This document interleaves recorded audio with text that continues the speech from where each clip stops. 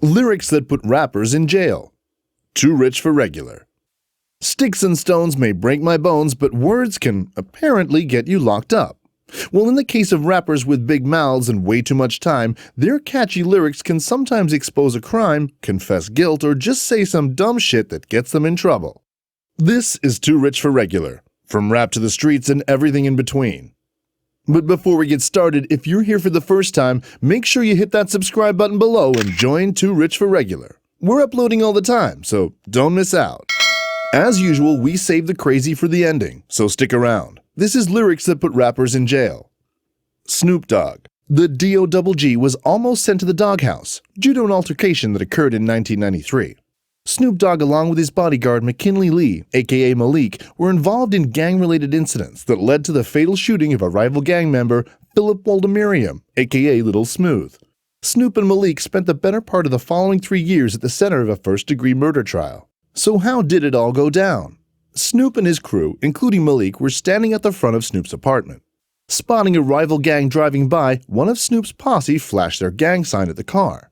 Little Smooth was enraged by the disrespect displayed, and tempers flared between the gangs, which eventually ended in a fatal confrontation between Snoop, Malik, and Little Smooth.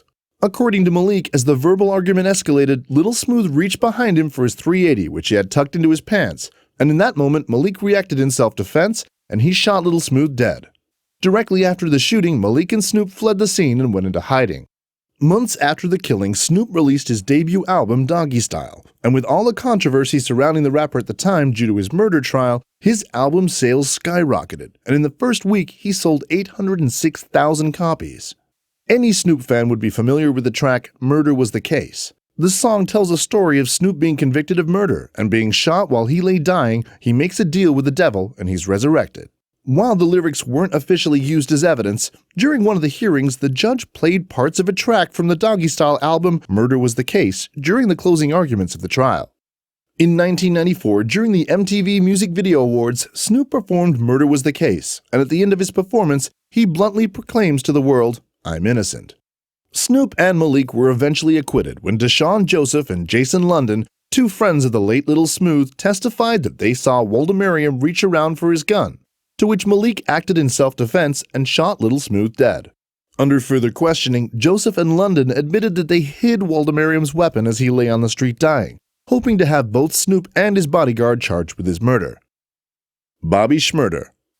In Midtown, New York on December 17, 2014, sirens echoed through the streets as police raided Quad Studios. They'd long been investigating Bobby Shmurda and his involvement with the GS9 gang.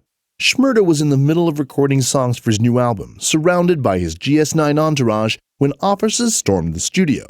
Bobby was arrested and charged with reckless endangerment, 2 counts of criminal possession of a weapon, conspiracy to commit murder in the second degree, and 1 count of criminally using drug paraphernalia. 2 members of GS9 were also charged with murder of a rival gang member back in 2013. Police believe Bobby was the ringleader of the GS9 gang, which was responsible for several shootings, a murder, and trafficking. They believe the GS9 gang to be a smaller faction of the G-Stone Crips.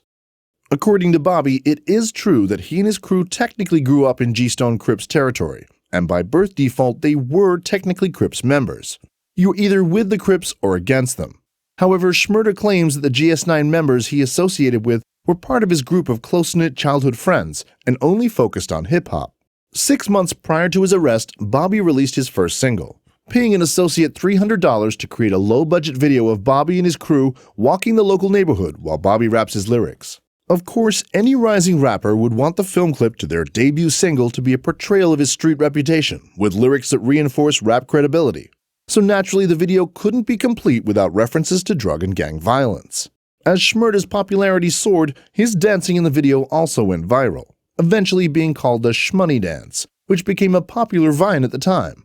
Shmurda's videos and lyrics eventually helped law enforcement piece together evidence and connections with their investigation into the GS9 crew.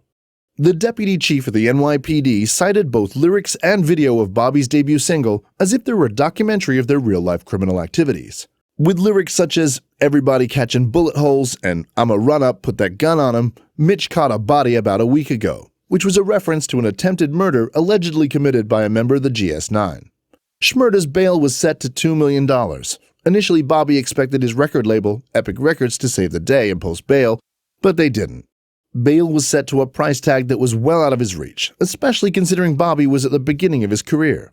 Shmurda eventually pled guilty to weapons possession and third-degree conspiracy. His crimes sent him to prison for 7 years. In August 2020, he has a parole hearing, and if approved, Shmurda will be released in December the same year. Tay-K. Texas rapper Tamor McIntyre, better known as Tay-K, would eventually be sentenced to 55 years in prison.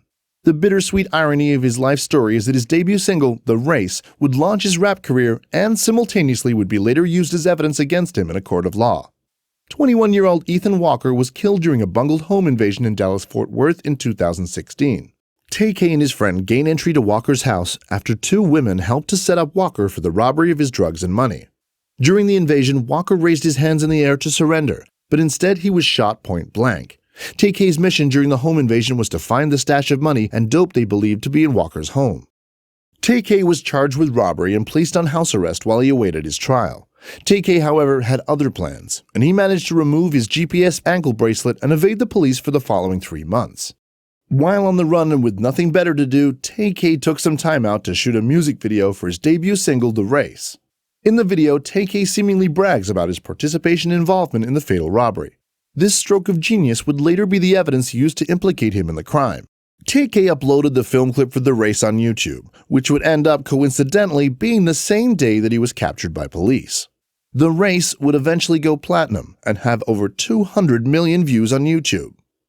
During the trial, prosecutors used the footage from The Race, including screenshots from the video. They distributed printouts of the song's lyrics, as well as pictures obtained from Tay-K's social media accounts that displayed his long-standing history and love towards violence and weapons. Tay-K was sentenced to 55 years in prison and was found guilty of murder. Since he was considered a minor at the time of the crimes, the sentences are to be served concurrently. Tay-K was also slapped with $21,000 of fines for his crimes. The man who shot Ethan Walker was sentenced to life in prison. YNW Melly. Jamel Demons is rapper YNW Melly.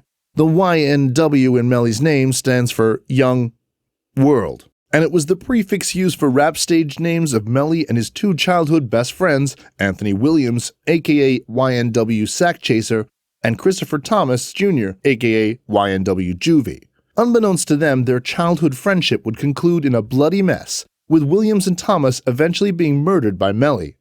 In October 2015, Melly went to Vero Beach High School and fired a semi-auto at a group of teenagers. To this day, we don't know what provoked his actions, but this incident led to Demons being charged with 1 count of discharging a firearm in public and 3 counts of aggravated assault with a deadly weapon. Demons served 1 year in jail, and during his sentence, he claims he woke up one morning with the lyrics to a song playing repeatedly in his head.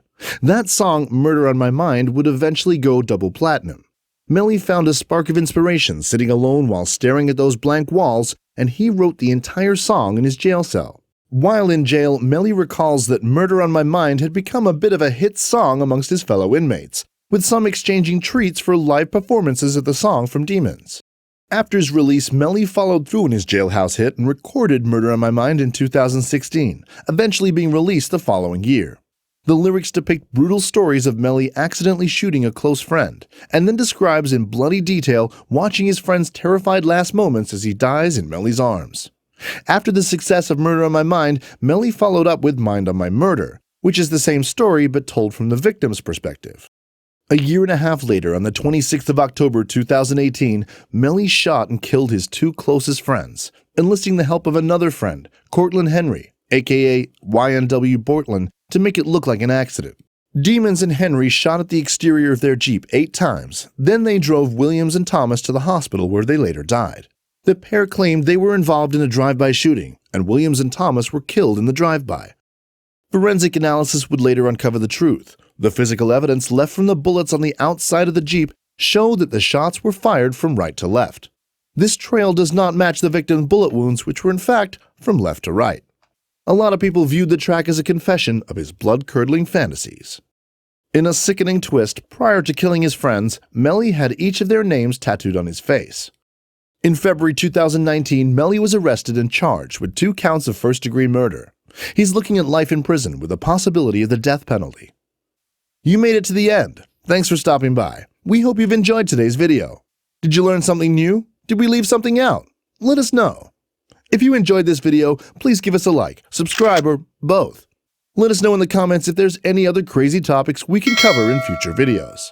This has been Lyrics That Put Rappers in Jail, and you're watching Too Rich for Regular. See you next time.